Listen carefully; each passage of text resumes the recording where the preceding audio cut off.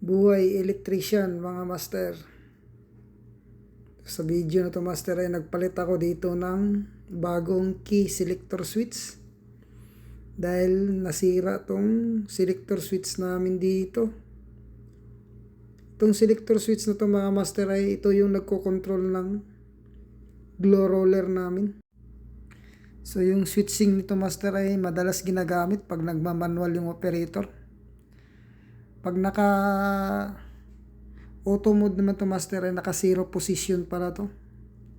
So pag nagmamanual yung operator nito, kung ayaw niyang i-forward yung glow roller, isiselect lang niya sa 1. Yung glow roller ay hindi na siya magpo-forward, naka-stable lang siya ng backward.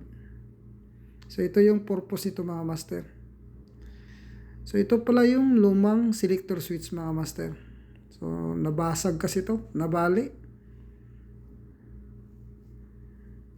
Kaya ito, papalitan ko siya ng bagong selector switch na galing talagang Kronis talaga to. Original spare parts to ng Kronis talaga yung key na selector switch na to mga master. So basic lang siya mga master yung ginagawa natin dito, pero malaking tulong to sa operator mga master. So yun lang mga master.